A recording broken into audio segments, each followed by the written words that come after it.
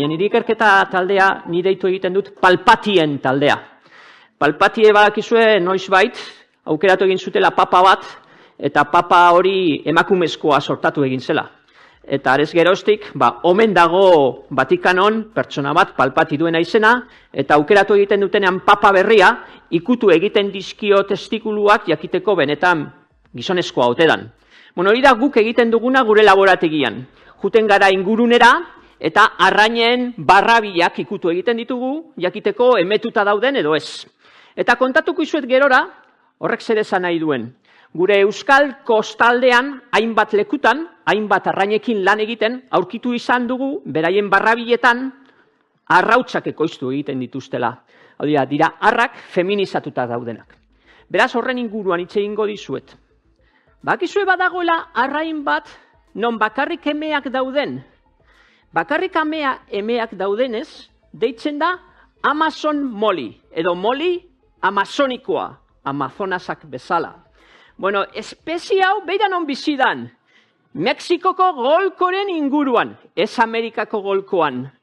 Eta Mexikoko partean, gertatu egin zan, bi espezien arteko hibridazioa. Poecilia mexicana eta Poecilia latipina egin ziren elkarren artean ugaldu. Eta sorterazi zuten hibrido bat, bai? Mando baten moduan. Baina mando hau ugalkorra da. Ongi, espezie berri hau, Poecilia formosa, gure Molly amazonikoa, bakarri daude emeak. Eta sorterazi egiten ditu obosito, arrauts, diploideak. Ez du materiale genetikoa zatitzen. Eta obosito hori bere metabolismoa hasteko behar du espermatozoide bat. Erabili egiten du bere gurasoak ziren espezien espermatozoidea, ernaldu egiten du obositoa, baina bere materiale genetikoa, plaf, bota egiten du kanpora. Ez du erabiltzen. Hau da espezie bat, non emeak klonatu egiten dira. Asexualki ugatzen dira. Erabiltzen dute espermatozoidea bakarri metabolismoa pizteko. Ez dituzte arrak behar. Eta alderantziz bada posible?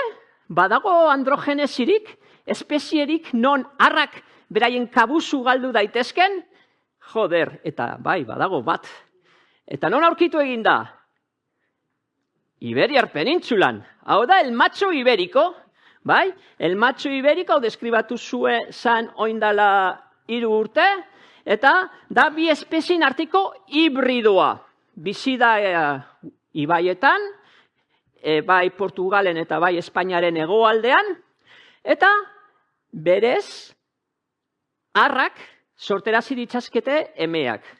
Eta hau da oso komplexua, Badaude hainbat animali hermafroditoak direnak. Badaude arrain batzuk, hemen asko daudenak, krabak, bai? Hermafroditoak direnak. Protxobeak, bai? Lanpernak, dira hermafroditoak, zirripedo guztiak. Hainbat molusko dira hermafrodito, bai? Eta hori abantaila bat da. Zu imaginatu, zara arrain bat, bizi zara itsasoaren sakonean, ez dago argirik, ez dago diskotekarik. Eta zu bakarri zaude itsasoan, eta topatu behar duzu bikote bat.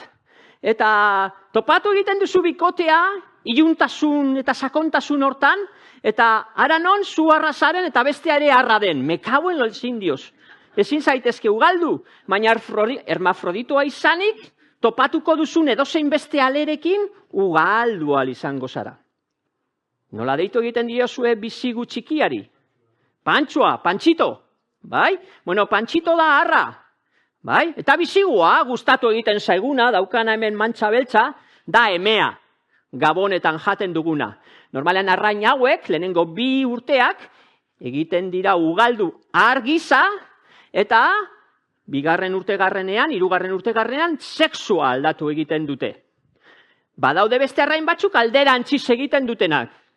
Hori da dontxeia, nire etxean txilipitxerue. Txilipitxerue alderantziz egiten du. Bai? Alderantziz egiten du, txikiak izaten dira emeak, eta arrak dauka haren bat. Eta haren bat gorde behar duenez, handia behar du izan. Desagertzen denean har hori, eme handiena bihurtu egiten da arra.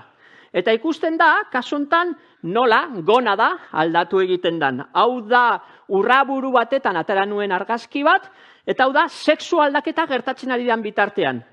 Testikulua degradatuko da, eta ovarioa garatzen da.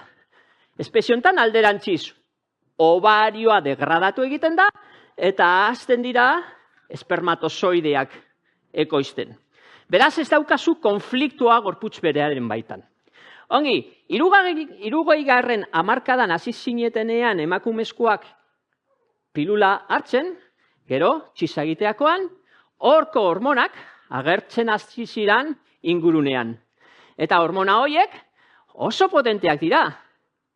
Ongi, hemen daukazuen irudia, hau da Holandako araztegi baten urpean egindako neurketak, jarri zituzten plastiko batzuk metatu egiten dituztela kutsatzaileak, aztertu egin zituzten, eta hor, aurkitu egin zituzten kimikoen izenak agertu egiten dira. Eta letraren tamaina adierazi egiten du kontzentrazioa. Bai?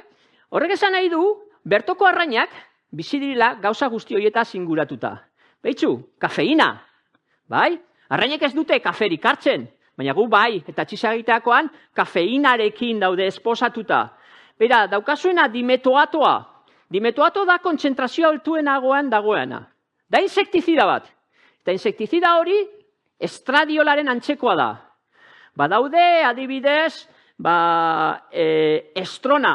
Hemen, dietiletilbestrol. Hau da, konposatu estrogeniko bat. Daude, hainbat konposatu direnak hemen hormonaren antzekoak. Eta ditugu arrainak, beraien artean egiten direnak mugitu. Ni ze arrainekin lan egiten dut. Inok ez du arrain honekin lan egin nahi. Korrokoia, bale? Lasuna, Bizkaian. Korrokoia, hau da, Bermion, frantzunatzen ja ez dago gune hori, eta hemen oso loia zegoen, eta gustatzen zaio gune loietan bizitzea. Eta bizi irauten du, guretzako da zentinela. Esaten digu ingurunean zer gertatu egiten dan. Bueno, gu aztertu egin ditugu, hainbat itsasadar, badakite Gipuzkoan oso urruti ikusten dela Bizkaia, eta horregaitik jarri dizuet Bilbo, bai? Itsasadar desberdinetan hartutako animalietan ikusi dugu, arrak ekoiztu egiten dituztela arrautzak barrabiletan. Uztailero edo ekainero juten gara, eta lagindu egiten dugu Gernikako itsasadarra. Eta bertan, ikusi genuen 2007. Urtetik 2018. Urtera, beti azaldu egiten zitzaizkigun arrak zeuskatenak arrautzak barrabiletan. Eta horiek jarraitu egin ditugu aztertzen. Gernikako araztegia oso gaizki funtzionatzen zuen. Eta jaurtik egiten zuen justo Gernika bukatzen deneko tokian, oso volumen gitxi urarena. Bai? Eta orduan erabaki zuten oindala urte batzuk, egin behar zela desbideratu horko araztegia, eta 2021. Urtean egin dute guztiak kanalizatu, eta araztegia desbideratu dute Lamiaranera, Bermiora. Eta oin, jaurtik egiten du, itsaso zabalean, ez itsasadarrean.